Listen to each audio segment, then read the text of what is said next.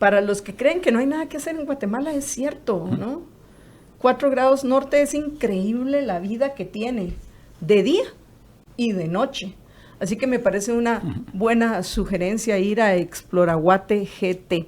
Pero vamos a ver si esta nuestra Guate efectivamente se va a convertir como en los tiempos de los abuelos o los bisabuelos o los tatarabuelos, en el caso de algunos de los más jóvenes de los miembros de la comunidad de Libertópolis, si se va a convertir en una tacita de plata. Creo que así era como le decían, sí, la tacita de plata, Guatemala. ¡Qué linda, qué linda, qué linda!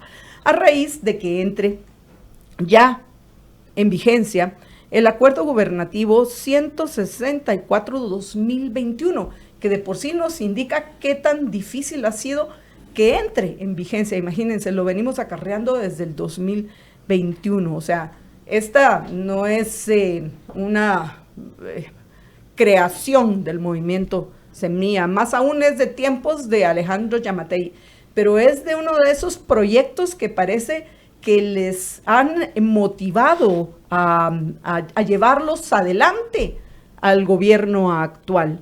El reglamento para la gestión integral de los residuos y desechos sólidos comunes, que, por cierto, prepárense para el próximo 11 de febrero, porque se supone que es cuando sí o sí usted tiene que clasificar su basura. Pero ¿realmente es usted?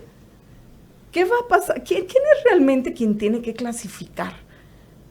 ¿Lo van a multar a usted si no clasifica? ¿O a quién? En fin, para conocer acerca de estos temas, hemos invitado al ingeniero Benedicto Lucas, experto en estrategia y sostenibilidad, para que nos explique pues ya hoy mencionado acuerdo por todos lados.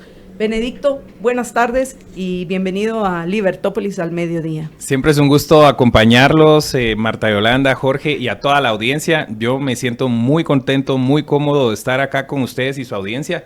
Y obviamente para un tema que plantea situaciones de interés común, ¿verdad? Para quienes está aplicado todo esto, el 164-2021 pues tiene una implementación en 2 fases. Ahorita vamos para la segunda fase donde posiblemente lo resintamos más. Y obviamente son temas que tenemos algunas reservas y podemos comentar acerca de este reglamento tan interesante. Yo justo venía pensando ahora y tal vez introduciendo un poco, y yo decía, bueno, al final, ¿qué dilema? A un gobierno nuevo, ahí es donde yo digo, bueno, debieran de ser gobiernos de 6 años, pero no me voy a meter a ese debate en este momento, porque lo dejamos para otro día. Sí, lo dejamos para otro día, pero obviamente, pues sí, porque cuando sálvese quien pueda del gobierno, pues ideal que fuera, ojalá fueran 3 y no 4, ¿verdad? Sí, pero en algunos casos quisiéramos que fuera un año. 1 año. 4 años es suficiente para tener a la mayoría de los gobiernos que hemos tenido. Sí, la mayoría sí. Entonces, pero también se viene un tema donde la implementación, porque acá el reto de implementación de un reglamento tan particular, que está planificado en 2 fases y que el año pasado se trabajó muy poco o casi nada, es un reto monumental. Tiene cosas interesantes. Hablamos de, primero, se introduce legalmente el tema de la economía circular. Regularmente conocemos la economía lineal, que es, desarrollamos productos, los vendemos, son tecnologías que no necesariamente van a reciclaje, a reutilización o compactación como se podría pensar, pero hablamos de la economía circular como la economía donde cada una de las etapas tiene un uso, un aprovechamiento y pues tiende a pensarse que en la economía circular no se generan desechos y cosas que estén ad perpetuum dentro como desechos ya no reciclables y cosas que contaminan. Por ejemplo, tiende a la reducción, reutilización, reparación, reciclaje y regeneración. Esa es básicamente la definición de economía circular. La gente piensa que economía circular es únicamente para el tema de residuos y desechos sólidos. Y particularmente yo no digo, no solo es para eso, pero creo que es donde mejor podríamos explicarlo. ¿Por qué razón? Porque de la problemática ambiental que conocemos, que tenemos los que nos movemos en esta área, yo les podría decir problemática ambiental, la mala gestión del agua que tenemos, la deforestación, el tema de la pérdida de suelos, aunque la gente cree que es agrícola, es un problema ambiental. acelerada de suelos. También tenemos la contaminación mucho en ciertas horas del día en las ciudades, en las grandes ciudades. Y el último, pero que para mí sería tal vez el tercero en importancia de los problemas ambientales, es el tema de la mala gestión de los residuos. O sea, tenemos calles, tenemos ciudades, tenemos pueblos tristemente ya inundados de basura. Y residuos es internacionalmente como se conoce ya no es residuos y desechos sólidos, ya es residuos únicamente, pero comúnmente vamos a referirnos para basura para no perder realmente a nuestra audiencia. Y obviamente, porque siempre digo yo de los problemas ambientales, es el que tiene una solución económica relativamente inmediata, por lo mismo de que el reciclaje, por ejemplo, y siempre pongo el ejemplo de las latas de aluminio, ¿cuándo vamos a ver nosotros tirada en cualquier calle o avenida o parque alguna lata de aluminio? No la vemos porque tiene un valor muy alto para el reciclaje y donde la mira la gente la recoge y sabe que hay lugares como mercados cantonales o algunos depósitos donde no están lejos porque hay muchos cientos acá en la ciudad, donde la gente sabe que le van a ir a comprar y le van a ir a pagar bien unas sus 10, 15, 20 latas. En vez de estar pidiendo, por ejemplo, limosnas, la gente va viendo de que recoger latas de aluminio es un buen tema. Entonces, obviamente, por eso es de que vemos las grandes cerveceadas en nuestra ciudad una noche del viernes.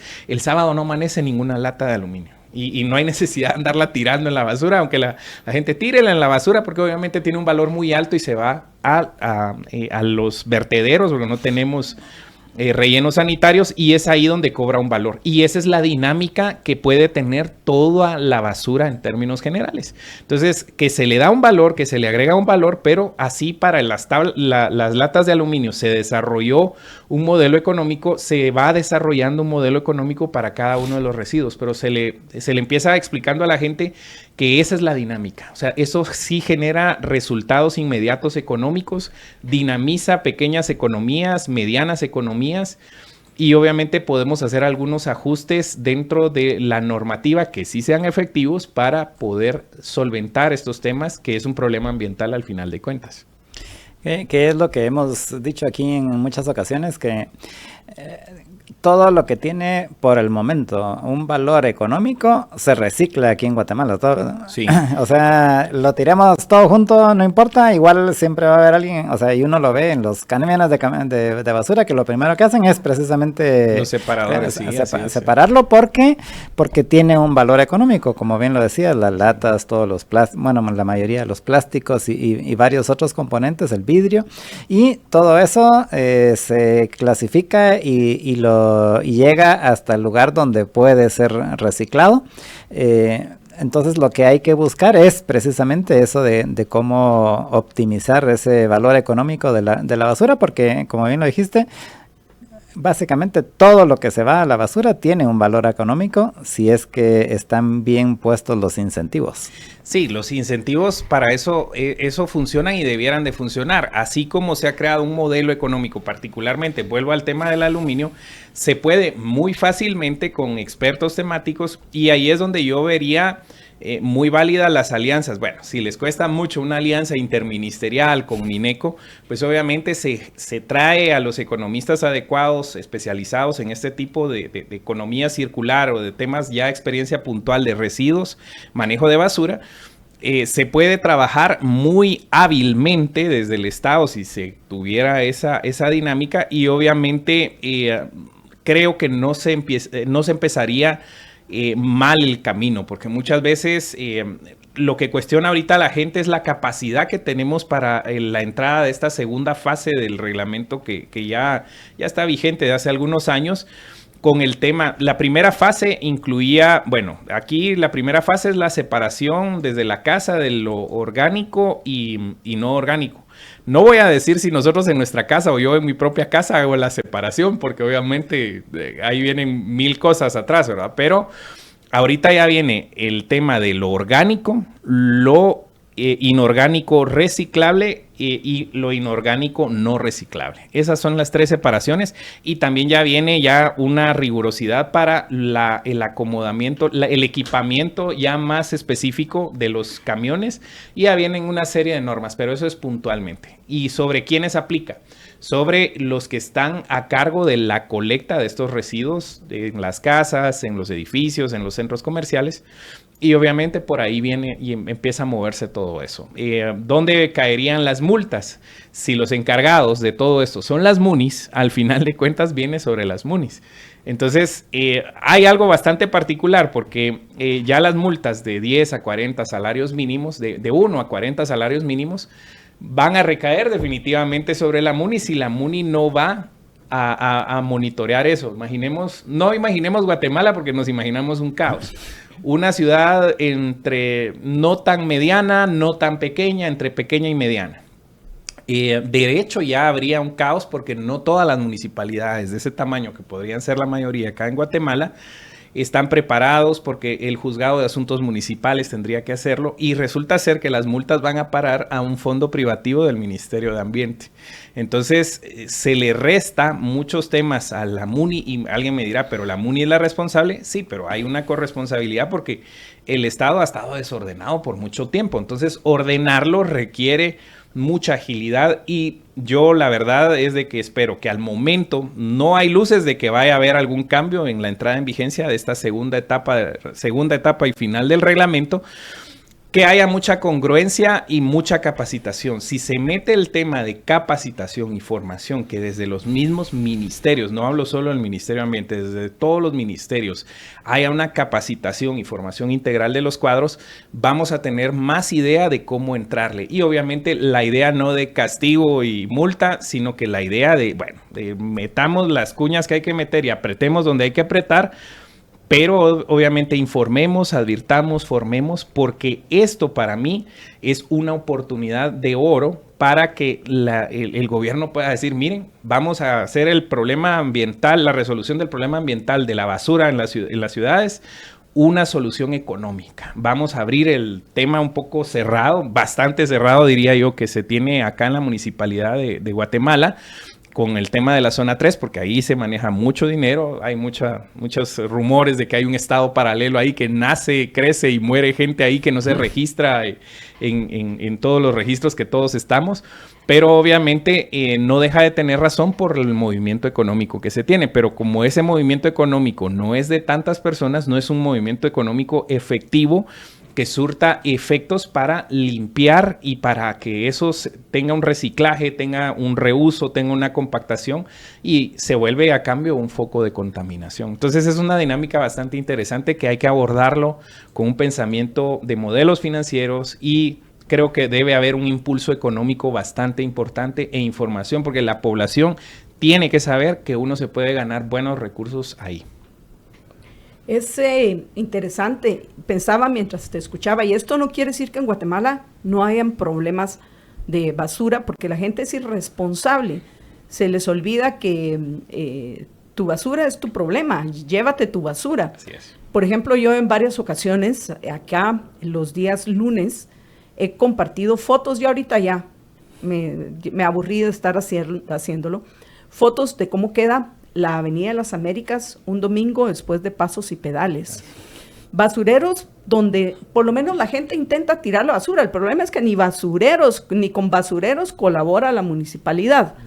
Y ves todas las cajas de pizza, porque es principalmente de una pizza, que vergüenza les debería de dar, que por cierto nosotros conocemos al gerente general, que a lo mejor alguien le dice, mira vos, contactate con nosotros porque algo hay que hacer, que qué vergüenza el que tú pizza esté alrededor del basurero formando una montaña. Solo por mencionar algo, o sea, vas caminando y yo salgo con mi perrita por las mañanas, y vas a encontrar restos de pollo tirados, comida, ¿verdad? Y otras cosas, y a veces pensás si el problema también es la falta de basureros por parte de la MUNI, que se descosen en excusas para no poner basureros. Sí. que si se los roban, que si van a la gente, que es que también va a tirar colchones a los basureros que y si los tantas otras vandalizan, cosas que más, si los tiran, sí, etcétera. eso Pero la cosa es que no puedes exigir que se sea limpio si no hay al menos ese medio donde tú puedes tirar la basura si no te la vas a llevar. En estos casos, mucha gente menciona a Japón. Sí. Yo precisamente el año pasado fui a Japón y estuve un par de meses ahí. Y sí, en Japón, si tú quieres tirar basura, tenés que ir a los 7-Elevens o a cualquier lugar donde vas a encontrar, entras, compras tu capuchino, salís, tiras tu basura y seguís. Pero en la calle no hay basureros, pero no es porque sea la cultura japonesa. Yo investigué y eso me llamó la atención. Y los mismos japoneses con los que pude compartir me contaron o me recordaron, porque en algún momento yo lo debía haber sabido, de que a finales del siglo pasado, a finales de los 90, había un grupo terrorista que puso bombas dentro de los basureros. O sea, en los 90 sí habían basureros en Japón, sí. Tokio principalmente, pero que los quitaron, porque el grupo terrorista los utilizaba para pasar tirando bombas.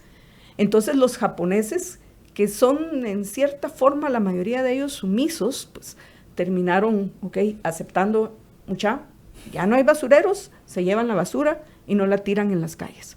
Y van con su bolsita de basura. Pero no es que sea la cultura japonesa, sino fue una cuestión política la que los llevó a quedarse sin basureros en las calles. Ese es un ejemplo. De ahí otro, porque ahorita ya están tratando de revertir, según lo que me comentaron los japoneses, esa situación, porque ya las nuevas generaciones están pidiendo que haya, ya no están los y además el turismo, ¿verdad? Sí, en Japón, sí, por favor, pónganos algún basurero en algún lado, porque hay veces que nos hacen una cara fea si entramos al 7-Eleven solo a tirar la basura. De ahí, ese es un caso que me llamó la atención en el sentido de que yo soy de la opinión que sí se necesitan basureros. Y de ahí otra cosa que me llamó la atención en otro de mis viajes, en una ocasión que estuve en Londres, estuve para una de las tantas huelgas que suelen hacer los encargados de recoger la basura en esta ciudad, que por favor, no hay como acá competencia privada. Esas son empleados del Estado. Y yo, obviamente no estábamos hablando de Piccadilly Circus, no estaba caminando en las áreas en Trafalgar Square ni nada por el estilo, sino yo que nos estábamos quedando en el apartamento de unos amigos que vivían en Londres, caminábamos por las residencias. Y yo decía, pero ¿qué es esto? ¡Qué horror! Y se supone que es Londres. Guatemala limpia. Guatemala era la tacita de plata sí.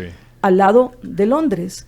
Entonces, una muestra de que no es ni la intervención del Estado, ni retirar los basureros y cambiar la cultura de los guatemaltecos, que yo sí creo que hay que educarse. Sí. Yo recuerdo todavía la campaña aquella de Zarco, de Chepe Zarco. De Chepe Zarco. No sea coche. No sea coche, no sí. tire la basura. Efectivamente, yo pienso que hay que recuperar ese no sea coche, no tire la basura. Pero hay muchas cosas que cambiar, porque muchos de esos coches se han acostumbrado a que el gobierno o la MUNI están encargados de recoger su basura, lo que no lo van a hacer. Entonces, tenemos que buscar, como bien lo decís, Benedicto, soluciones de mercado, pero para eso tenemos que, en lugar de promover más intervención como la que se está dando con este acuerdo, menos intervención. Sí. Y pues bueno, eso me lleva a mí a preguntarme, ¿va a funcionar este acuerdo para que Guatemala recupere esa fama que tenía de ser una tacita de plata hace 100 años, o se va a terminar siendo de nuevo un foco de corrupción? Porque lo que hemos visto, y estamos pendientes, por cierto, de entrevistarlo por varios motivos, es que el actual alcalde de Santa Catarina Pinula, Sebastián Ciero, está en una batalla legal en contra de la entrada en vigencia de este acuerdo. Sí, bueno, al final de cuentas, el reto es bastante fuerte en cuanto al tema de implementación. Yo veo muchos desafíos y obviamente, por ejemplo, el tema de no fortalecer dentro del mismo fondo privativo las capacidades municipales en correspondencia a los tamaños. Creo que se pueden hacer ampliaciones, si entra en vigencia, se puede hacer de esa manera.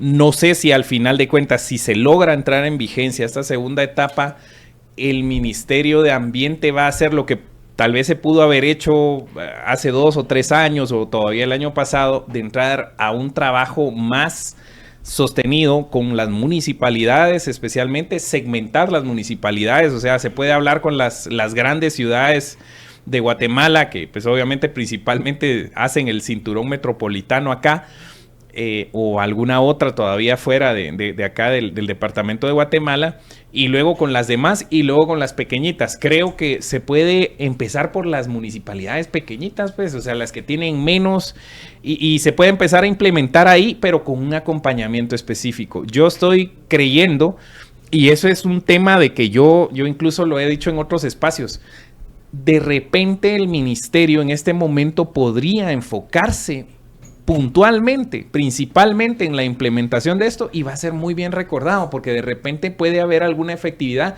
siempre y cuando aluda al tema económico y se vaya al mercado, porque esto sí tiene una solución de mercado. Yo sí creo en la resolución del tema de residuos en Guatemala, del buen manejo de la basura, porque es el que con más ejemplos obvios en muchos lugares se resuelve a través del mercado, y eso es bastante importante. Yo también recuerdo cuando estudiaba lo que decías, Marta Yolanda, yo estudié 3 meses, un posgrado allá en Japón, y obviamente a nosotros nos daban toda la advertencia, decían, miren, aquí tenemos los depósitos cuando regresen, y ustedes no van a cargar 20 libras de basura, pero la basura que tengan, regrésenla para acá, y todos la meten en el bolsón, y nos hacían una capacitación de 2-3 días, ¿no?, para que se nos quedara, y ya fuera automático, porque había países que, aunque no lo crean, estaban peor que nosotros en cuanto a cultura de manejo de residuos. Entonces, sí, tiene una solución de mercado, sí hay que abrir mucho los ojos, los horizontes. Yo me iría de repente a una ampliación o alguna modificación en cuanto a la implementación, articulado con Ministerio de Finanzas, Ministerio de Economía. Toco un poco temas así que son espinosos mencionarlos, pero ¿por qué no pensar en un esquema de incentivos, pero también en desincentivos fiscales para las tecnologías que reciclan, reducen, compactan, limpian? Por ejemplo, quitarle los aranceles de importación o bajar temas de impuestos, y pues de repente castigar un poquito las tecnologías que van en la línea de la economía lineal de repente. Pero obviamente todos esos temas de incentivos y desincentivos fiscales se tienen que hacer con una estricta medición, y obviamente se tienen que hacer temporales, y aquí tampoco tenemos cultura de hacer normativas con temporalidad. No hay leyes con temporalidad que se podrían estar evaluando. Miren, tal tema como los incentivos forestales. Yo siempre pues vengo del tema de recursos naturales, esa es mi formación, y obviamente siempre pongo el ejemplo. Miren, el INAF es el mejor ejemplo de institución. No es perfecta, tiene sus cosas, sus errores, ha salido en temas mediáticamente, pero tiene una junta directiva mixta donde hay de 7 sillas, solo hay 2 sillas del gobierno, y las otras 5 son de diferentes actores, incluido el sector privado. Entonces obviamente tiene mejor respuesta, y por eso es que los bancos multilaterales, cuando vienen con proyectos, temas de cooperación y todo, prefieren ir con un INAF y no con otra dependencia del Estado, en otras dependencias donde yo mismo he trabajado, pero es parte de esta dinámica que podemos tener. Benedicto, tenemos una pregunta que me parece interesante de Carlos Antonio Lemus Álvarez en YouTube, que dice, pregunta para el ingeniero Lucas, el problema de la basura es que ya no hay lugares para concentrar la basura, como el basurero de la zona 3 y el vertedero de AMSA, que está técnicamente cerrado. Sí, vean, el tema de AMSA está más complicado de lo que imaginamos, porque aunque todavía tiene una parte abierta y están entrando los camiones, se está desincentivando que ingresen esos camiones, de cierta manera, porque yo he ido incluso a reuniones a AMSA y mire, y esos camiones parados, mire, Inge, me dice, los hacen esperar. O sea, hay un tema de desincentivo porque el volumen y las capacidades y todo ese tipo de cuestiones. Entonces, y si no van ahí, ¿a dónde se llevan entonces la basura? Entonces lo que hay es un tema de oportunidades para la gestión, para una planta de reciclaje que puede tener subproductos y productos, materia prima, porque son generación de materia prima, el procesamiento de estos desechos. O basureros y vertederos privados. Vertederos privados. Que luego ellos separen y vendan a las plantas de reciclaje. Pero ahí viene el tema de que no tienen asegurado, por ejemplo, se podría apretar de cierta manera a las munis para orientarlas a que le den esa concesión, porque una inversión económica tan grande para el tema de reciclaje, ahí es donde les hablo de incentivos y desincentivos fiscales. Si no tiene un compromiso y a los 4 años cambia el alcalde y el siguiente alcalde, no, ya no vamos a llevar ahí, el otro con la inversión se queda ahí tirado, eso es el tema complejo. Entonces es certeza jurídica también. Y eso sí, definitivamente algo que falta en casi todos lados en nuestra Guatemala, no únicamente en estos temas de que podría esto considerarse como parte de la infraestructura del país. Y pregunto esto porque pues se supone que ahorita se está peleando porque finalmente se logre hacer una realidad los cambios que se le dieron a la ley de infraestructura vial para acelerar la recuperación de puentes, carreteras y la construcción de todo lo que se necesita, pero es infraestructura vial, entonces... Esto es infraestructura estratégica.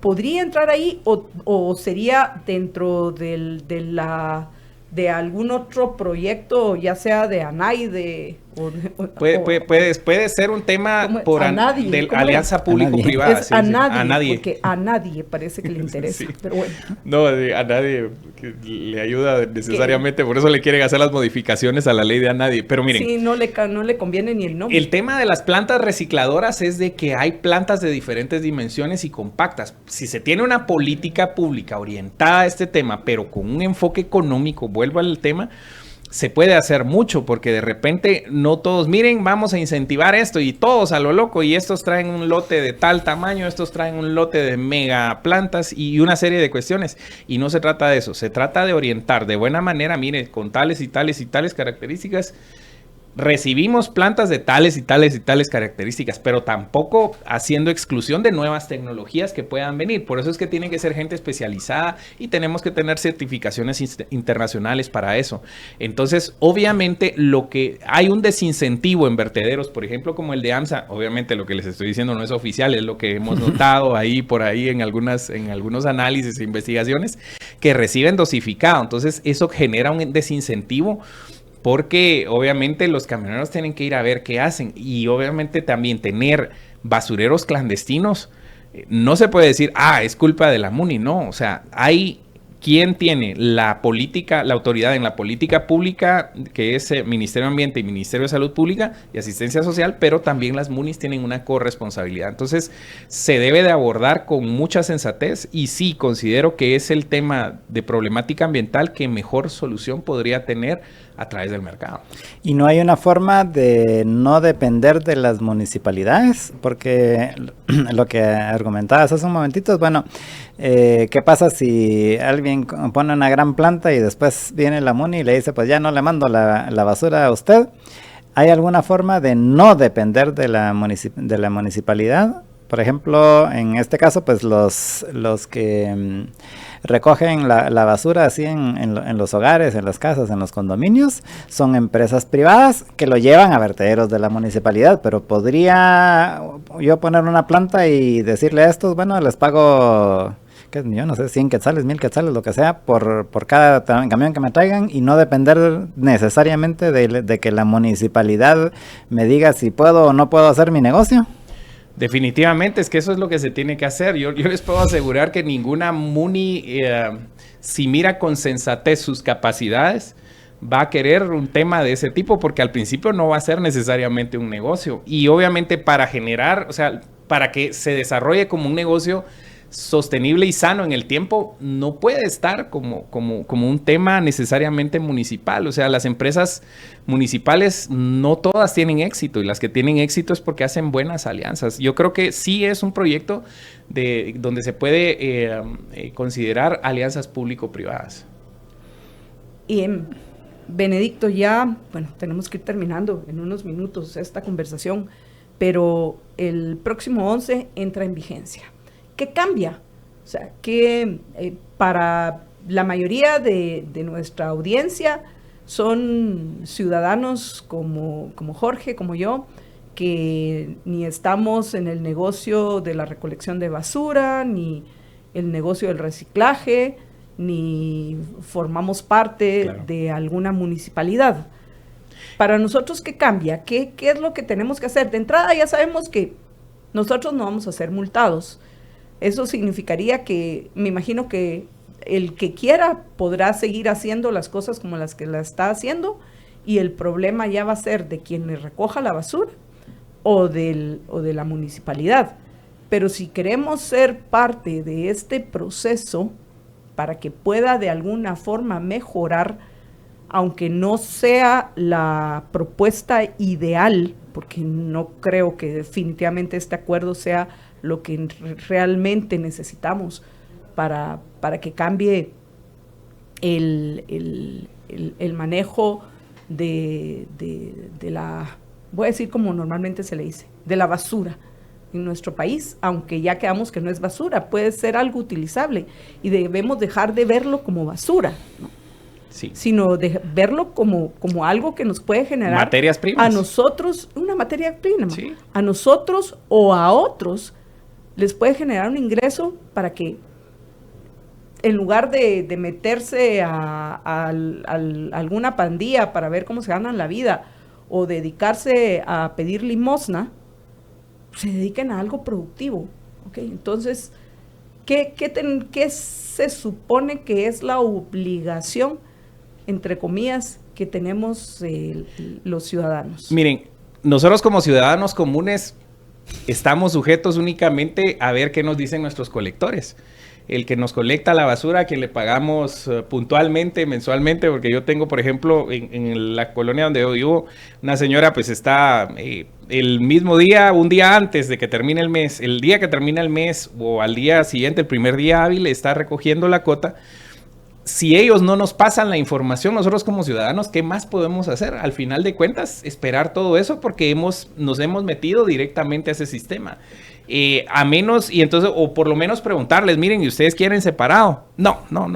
Lo que le dicen a todo mundo de nosotros. Entonces, obviamente ellos están asumiendo de cierta manera la responsabilidad, y a nosotros nos toca informarnos con ellos. Miren cómo me va a recibir la basura de ahora en adelante, porque de ahí para allá nos va a tocar generar más tráfico para ir a buscar basureros con esas características, o de repente acudir a los centros comerciales que son cero basura. O sea, hay un centro comercial muy grande, muy famoso aquí en Guatemala, que es cero basura, porque le encontró los modelos económicos en lo privado, y ellos, quienes viven ahí, y todos quienes se mueven en ese centro comercial, ellos tienen cero desechos, y a todo le sacan provecho de cierta manera. No ellos, los propietarios del comercial, sino que obviamente tienen subcontratado, y uno mira limpio y todo blanco ahí, porque obviamente tienen una política de cero basura, y no son los únicos, ya empezaron. Por eso es que les digo, es un tema donde el gobierno sí debe de dar las facilidades para irnos al mercado. Que las respuestas son del mercado, porque lo que estás diciendo es una respuesta. ¿Es por qué? Porque el gobierno se mete en temas que no le corresponden, y a pesar de que no les corresponden, al final quienes los terminan rescatando son los empresarios, la iniciativa privada, el ciudadano, el productivo del país. Sí, así es. Totalmente. Sí, es básicamente eso, pero ese es el reto realmente. Entonces nosotros como ciudadanos comunes informarnos con quien nos colecta la basura, y a menos esperar otros anuncios o medidas, pero eso es básicamente, y sí, por eso es que el impacto... Acabas de decir algo que a mí me hizo pensar. para los que te recolectan la basura hay un incentivo económico. Pero la pregunta, ¿van a confiar en que estás haciendo lo correcto o van a pensar, no, estos me están metiendo en esta bolsa cosas que no corresponden a este? Entonces, al final, tú vas a venir y vas a dividirlo en bolsas, y si ellos las van a volver a abrir para ver si no se te fue algo que no tiene sentido. No tiene ningún sentido, y por eso es de que ellos están recibiendo como siempre, porque obviamente asumen la separación. Prefieren ellos hacer la separación. Sí, asumen la separación porque hay tecnologías que, por ejemplo, un cartón manchado con temas de grasa de pizza, no te lo consideran como cierto producto, y entonces se tiene que ir al otro tipo de reciclaje, ¿no? Algunas no te la reciben como algo reciclable porque ya tiene la grasa de pizza. Otras tecnologías sí te la limpian y no tienen ningún problema. Por eso es de que hace falta muchísima más claridad y muchísima más formación, particularmente de los rectores del tema. Gracias, Benedicto, por habernos acompañado. ¿Algo más que querrás agregar antes de que nos despidamos? Miren, de que pues siempre mantengámonos informados por redes sociales, en este caso de oficiales de los anuncios que puedan haber, e informarnos también con quienes nos colectan la basura para ver por dónde va, porque ahí vamos nosotros haciendo patria, al menos que no queden nosotros de ir viendo cómo nos adaptamos a estos cambios. Y este es un problema ambiental que tiene una solución muy viable en el mercado, y lo han demostrado no solo países europeos, sino ciudades latinoamericanas importantes que lo están implementando con mucho éxito y han dinamizado sus economías. Gracias, Benedicto, por habernos acompañado hoy.